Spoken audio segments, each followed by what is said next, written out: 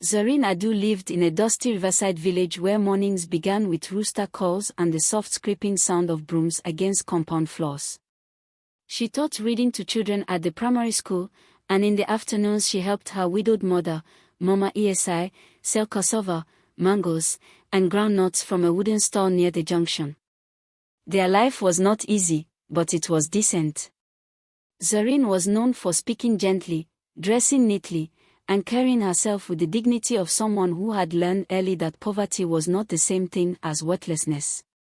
She had dreams she rarely spoke aloud: a better roof for her mother, a scholarship one day, maybe even a bookshop where village children could read without shame. Most people admired her from afar, but nobody truly saw how much she carried behind her quiet smile. Then one Saturday afternoon, a black SUV rolled to a stop beside the store, and with it came the kind of attention that changes a woman's story before she even realizes she has stepped into danger. The man introduced himself as Ton Afulayan. He was polished, confident, and dressed with the effortless ease of someone born into comfort. But what disarmed Zareen was not his expensive watch or his shining vehicle. It was the way he spoke to Mama Esi with practiced respect, calling her Mama as if he had known her for years.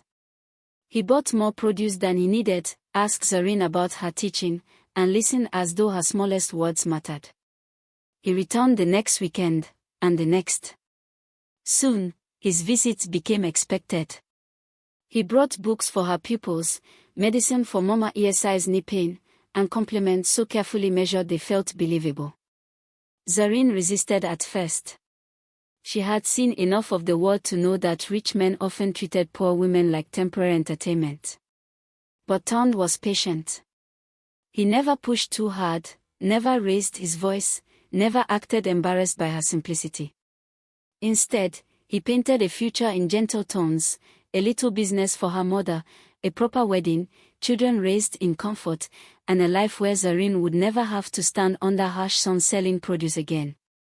By the time she finally allowed herself to believe him, he had already built a home inside her heart. Months passed, and Ton folded himself into Zareen's world so completely that even her caution began to feel unreasonable. He took her to places she had only seen in magazines: quiet restaurants, city gardens, hotel lobbies with polished marble floors. He spoke of investments, family property, and the importance of legacy. Once, he even brought her to meet his mother, Madame Binta, in a grand house with mirrored walls and silence so expensive it felt rehearsed. Madame Binta smiled, but her eyes never softened. She looked at Zareen's simple dress, her village accent, her careful hands, and decided everything she needed to decide in that single moment.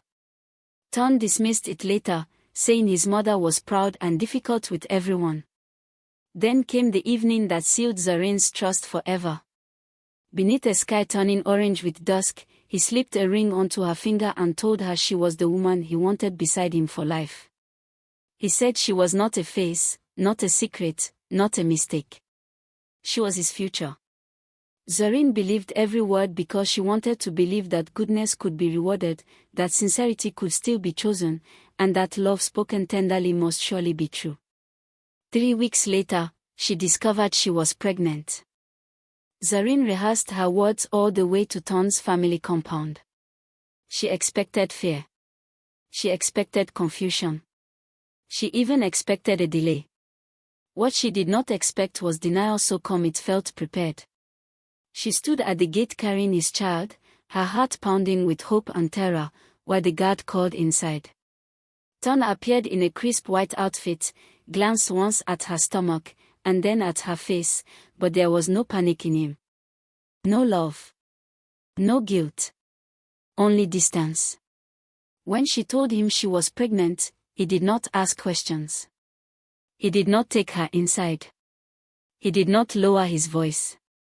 He simply said the child was not his. The sentence landed harder than any slap. Zareen stared at him, unable to understand how a man could erase months of intimacy with one cold breath. She reminded him of the ring, of his promises, of the nights he spoke of marriage and children. He looked past her as if she were already yesterday's inconvenience. Then Madame Binta joined him and, with a disgust she did not bother hiding, told Zareen to stop trying to trap her son with village tricks. Before Zareen could gather herself, the iron gate shut in front of her. The sound followed her all the way home. At home, Mama Esi did not shout when she saw the truth written across Zareen's face. She did not ask foolish questions. She sat down slowly, listened to every broken sentence, and let the pain settle in the room like heavy smoke. The next morning, she tied her wrapper tightly and took her daughter back to that same compound, not because she thought rich people suddenly discover conscience in daylight, but because she wanted witnesses for what would happen next. Tund repeated his denial in front of them both. Madame Binta insulted them with the authority of money. Mama Esi said very little, but the few words she spoke carried the weight of prophecy. She told them that pride has poor eyesight and that some people only recognize value after they have kicked it away. When they returned home, Zareen finally broke.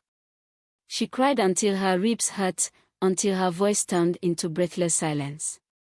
Mama Esi held her like she had when she was a child and said the one sentence that saved her from collapse: trusting love is never the crime. Betrayal is. That night, while the village slept and shame echoed her name in whispers, Zareen placed both hands over her stomach and made a vow to the life inside her. If the world chose to reject them, she would one day build a life so undeniable that rejection itself would become irrelevant. Shame in a small village never travels alone, it drags gossip behind it like a long dirty cloth. Zareen could not buy salt, teach a lesson, or cross the square without hearing fragments of her own humiliation spoken by mouths pretending not to move. Women shook their heads as though they had personally warned her. Men smacked the way cowards do when another person's suffering becomes entertainment. Even some parents at the school began looking at her differently, as if a broken engagement had made her less fit to teach children their alphabet. Yet every dawn she still rose, bathed, dressed, and walked to class with her spine straight.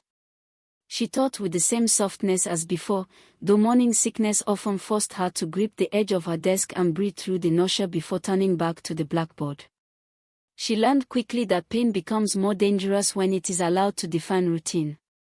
So she built routine like armor. She marked exercise books.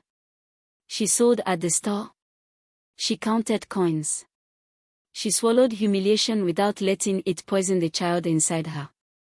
But every night, when the village went quiet, she lay awake asking herself how a man who once held her like treasure could now speak of her like a stain. As Zareen's pregnancy advanced, life tightened around her from every side. The school salary was small, and the store profits rose and fell with weather and luck. Then Mama Esi's health began to fail.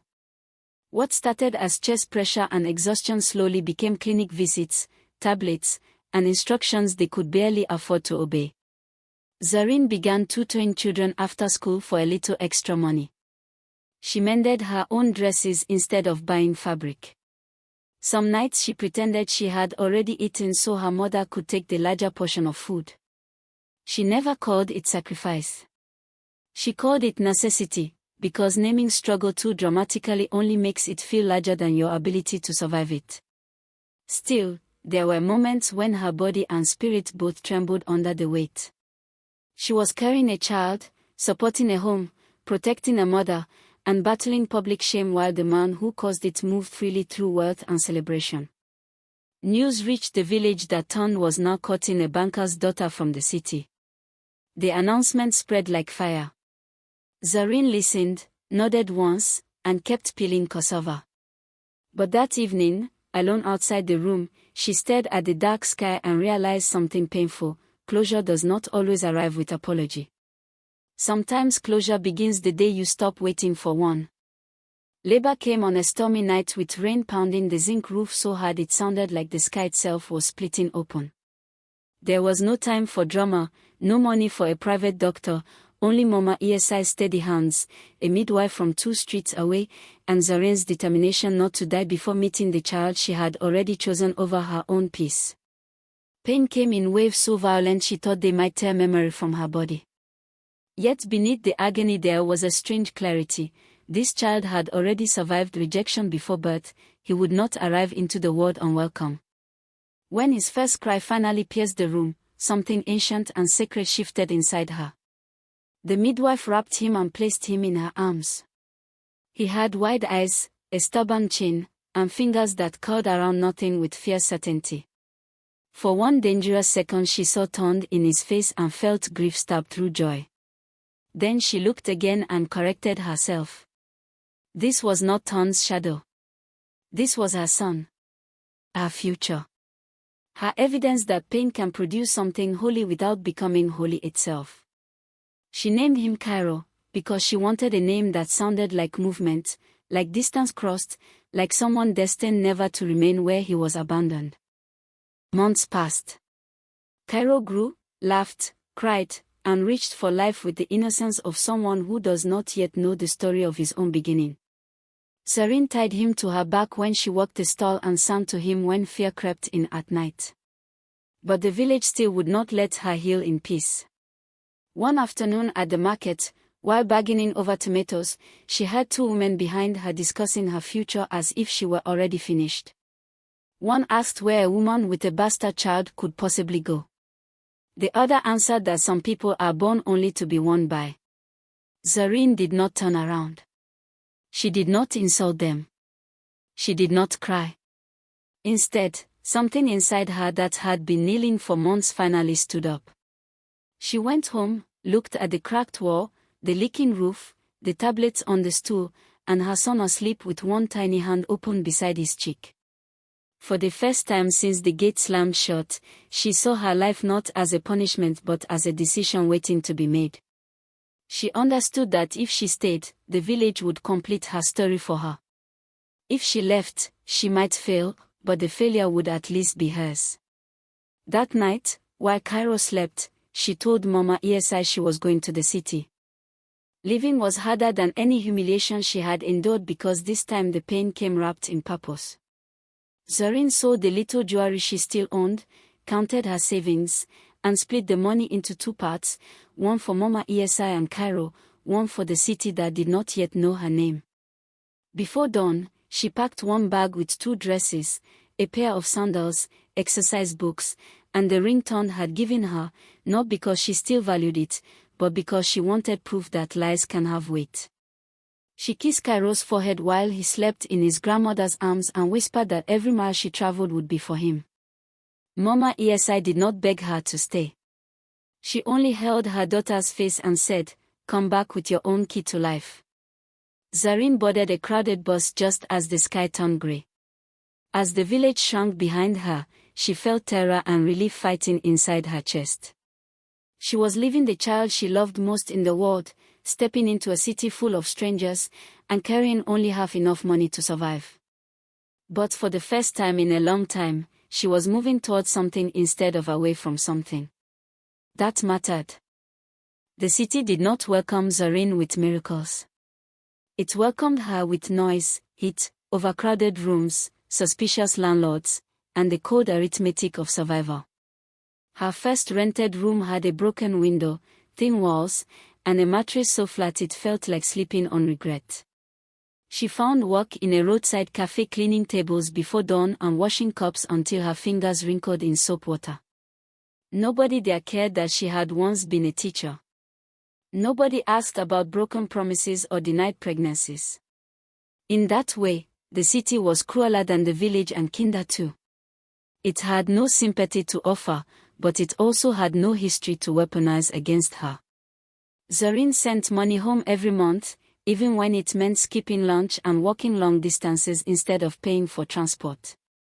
She called Mama ESI twice a week, and every conversation began the same way: "How is Cairo?" She lived inside sacrifice so consistently that it stopped feeling noble and started feeling mechanical. Yet something important was happening under the surface. The city was forcing her to become sharper. She studied how people moved, negotiated, dressed, and protected their opportunities. She discovered that ambition is not always loud. Sometimes it is just exhaustion with a plan attached to it. Though her job title was low, Zareen refused to let her mind become small. While others complained through their shifts, she observed everything. She studied the cafe owner-supplier relationships, the timing of deliveries, customer behavior, profit margins, and the way conflict could either lose money or preserve it depending on tone. She learned the difference between being present and being useful. When rude customers came, she answered calmly. When orders were mixed up, she solved problems before managers noticed them. When stock went missing, she quietly began noting patterns. No one had hired her for strategy, but strategy was what she was collecting. In the evenings she borrowed old business books, watched office workers from bus stops, and practiced speaking with controlled confidence. She even improved her writing style by rewriting menu boards and invoices more neatly than required. Zareen understood that many people remain stuck because they treat difficult seasons as interruptions rather than training grounds. She decided the cafe would be her invisible university. Every unpleasant customer taught patience.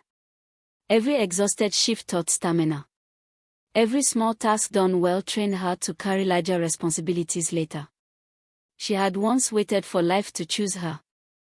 Now she was learning to choose herself, repeatedly, in ways no one applauded because no one yet understood what she was becoming. Opportunity arrived quietly, wearing elegance instead of noise.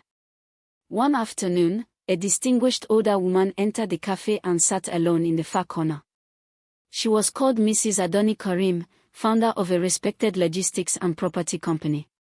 Most people in the cafe recognized her wealth before they recognized her character, but Zareen served her without flattery. Over the next hour, Mrs. Karim watched her closely. She watched Zareen calm an angry customer without humiliation. She watched her reorganize a delayed order system in minutes. She watched her move with dignity through work others considered menial. Before leaving, the woman asked a simple question: "What are you doing here?" Zareen answered with the truth. She said she had come from the village to build a future for her son and that survival had taken precedence over pride. Mrs. Karim did not pity her. She respected the directness. She handed Zareen a business card and told her to come to the office the next morning. "This is not charity," she said. "It is a door. Whether you walk through it well is your own responsibility."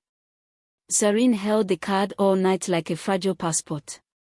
For the first time since leaving home, hope returned not as fantasy, but as something dangerous and real enough to demand courage. Mrs. Karim hired Zareen as a junior administrative assistant in a glass office building that smelled of polished wood and ambition. The salary was modest, but the environment was oxygen to someone starving for possibility. Zareen arrived before everyone else and left after most had gone. She learned filing systems, contracts, scheduling, procurement, client etiquette, and internal politics. She made herself valuable not by flattering superiors but by paying attention where others had grown careless. When problems surfaced, she anticipated them.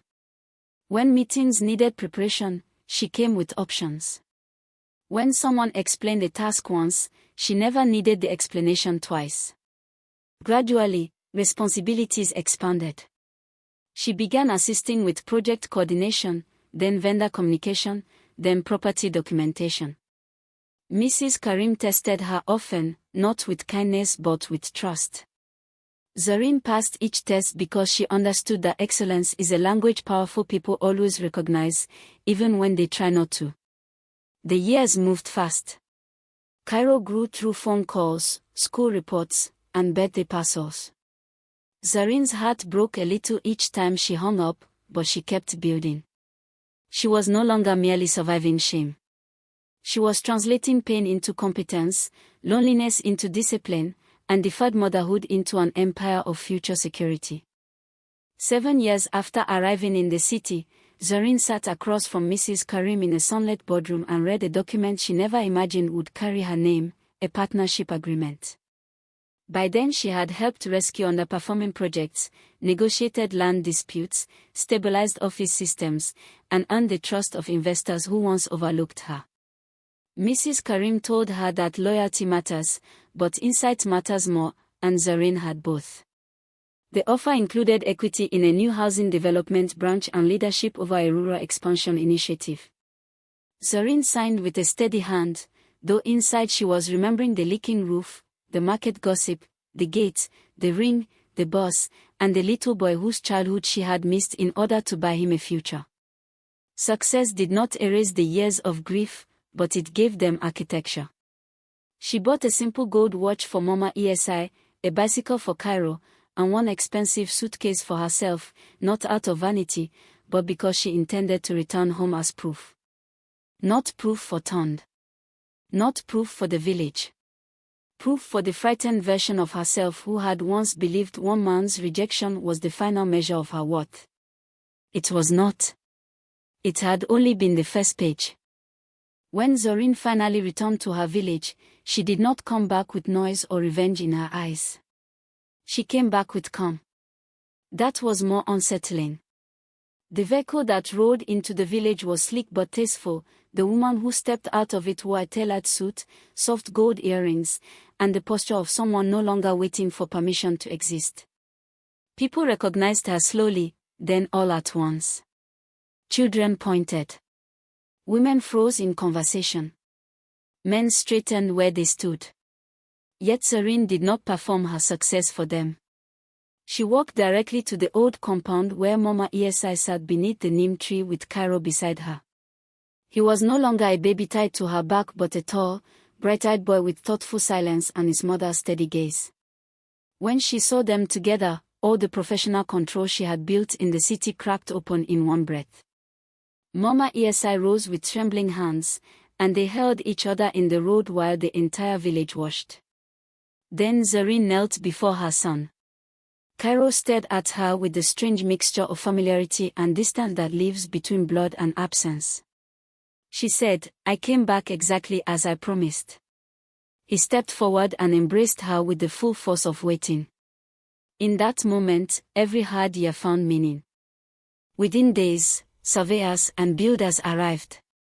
Zorin did not want to repair the old house because some pain becomes too deeply embedded in walls. Instead, she ordered it demolished. The room where she had cried through pregnancy, counted coins beside medicine bottles, and hidden her fear from her mother was brought down brick by brick.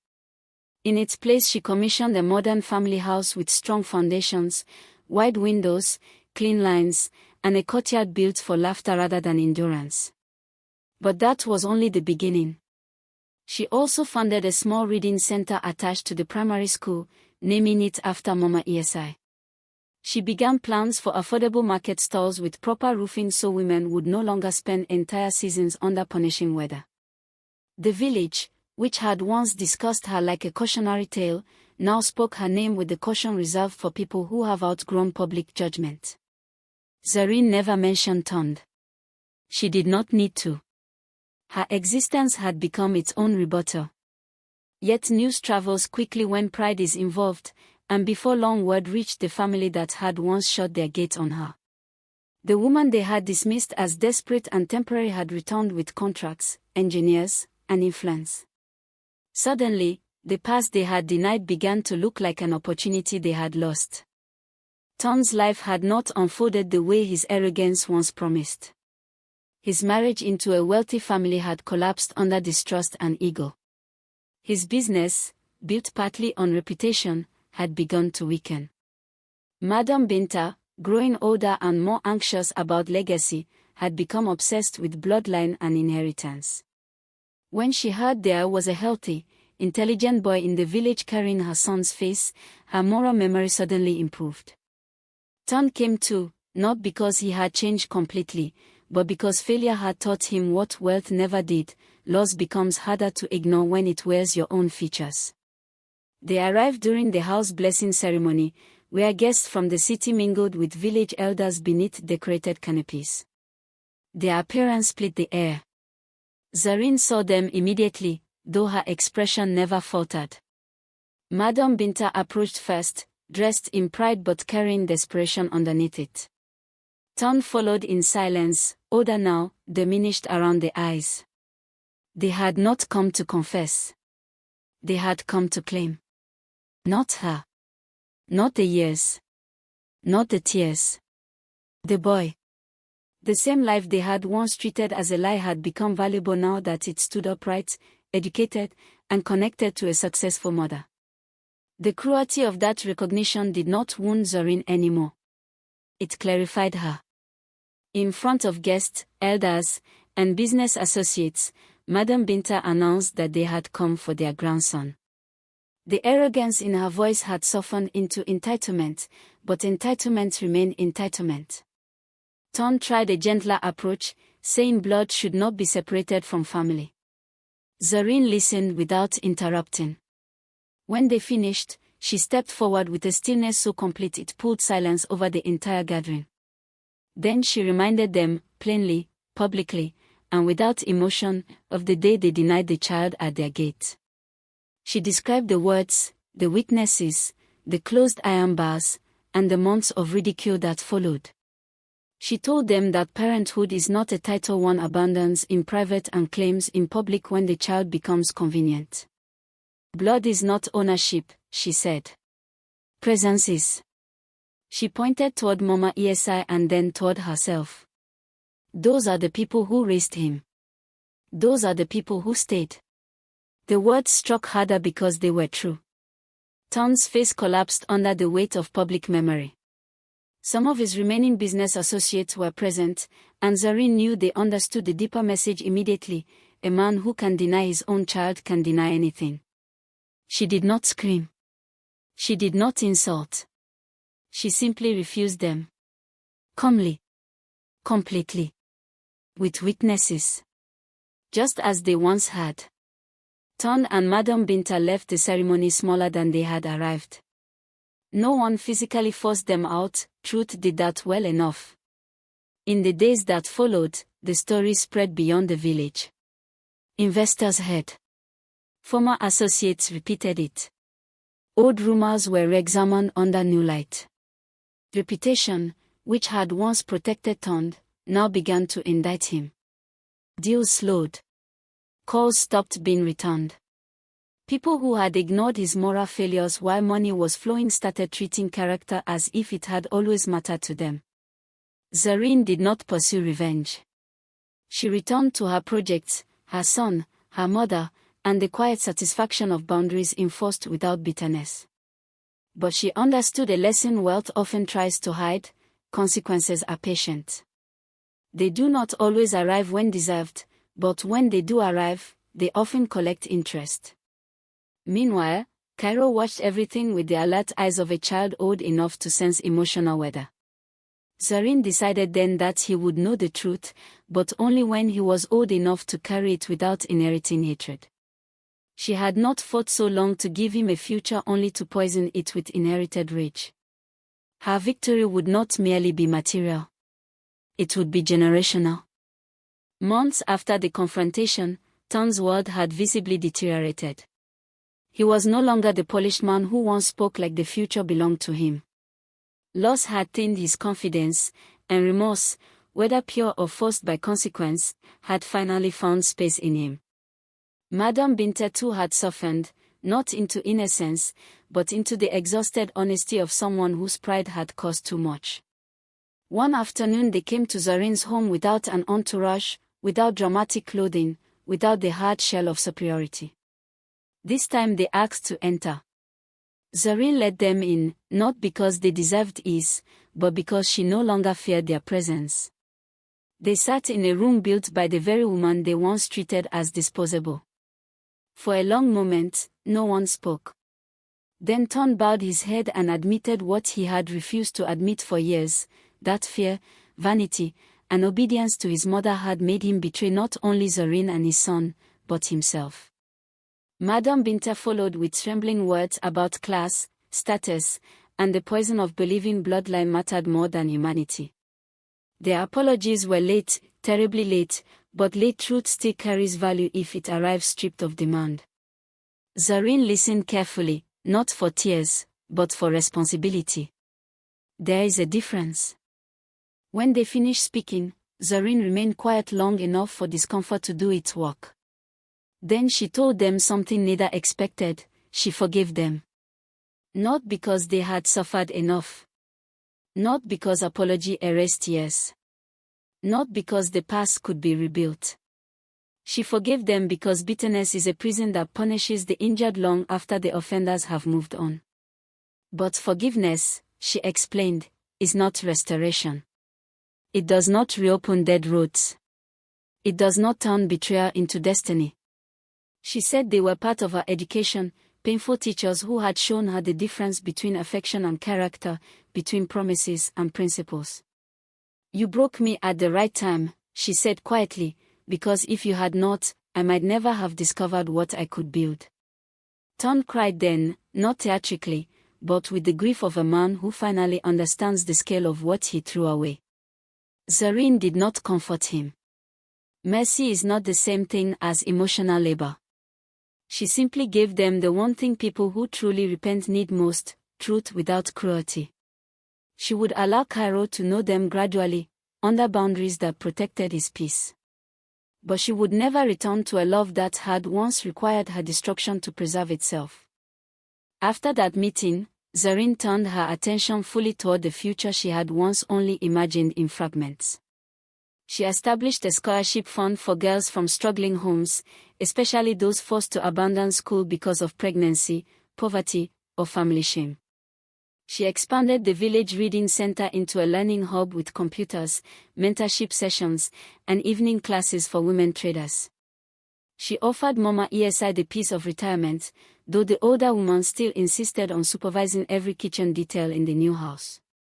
Most importantly, Zareen built a relationship with Cairo rooted in honesty, tenderness, and time intentionally reclaimed. They read together in the evenings. She attended his school events. She taught him that manhood is not measured by dominance, inheritance, or public image, but by responsibility taken when no one is forcing you. Cairo listened carefully because children raised near pain often become observant before they become grown.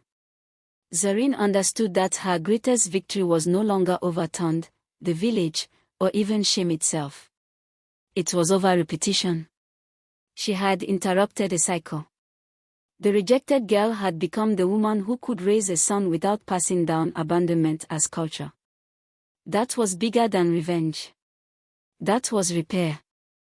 Years later, when Cairo was old enough to ask the hard questions directly, Zareen told him the story of his beginning without venom.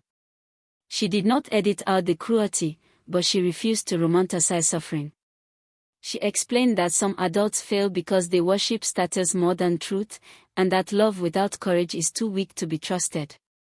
She told him his father had done wrong, but that wrongdoing need not become inheritance. Cairo listened in silence, then asked the kind of question children sometimes ask when they are reaching into adulthood: did it destroy you? Zareen smiled, though her eyes filled. No, she said. It introduced me to myself. That answer stayed with him. He grew into a thoughtful young man who treated people with a seriousness beyond his years. He visited town sometimes, not out of obligation, but from a place of controlled compassion. Anton, to his credit, never again attempted ownership where only relationship could be earned. In that difficult arrangement lay one final truth: some broken things are not restored to what they were, but can still become useful in a different shape. Zareen had not built a fairy tale. She had built a life that was stronger. On certain evenings, when the air turned gold and the village quieted into prayer smoke and distant laughter, Zareen would sit in the courtyard and watch the gate of the house she built. Once, years before, she had stood outside another gate with tears on her face and her future denied inside her own body. Back then she thought that sound, the iron bars closing, was the end of her story. She understood now that it had been a starting signal. A closed gate had forced her to walk until she found a door that answered to her own hand. She had run through ridicule, loneliness, labor, missed birthdays, city hunger, and silent discipline. She had returned not as a woman begging to be chosen, but as one who had become unmistakable. Beside her, Mama ESI would sip tea. Somewhere in the house, Cairo's laughter would echo against walls built from endurance converted into beauty. And Zareen, Finally at peace, no longer needed the past to agree with her future. She had become the lesson. Not that karma always arrives dramatically. Not that rich people always fall. Not even that suffering guarantees success. But that rejection is not a prophecy. Sometimes it is simply the first rude hand pushing you toward the life you were meant to build yourself.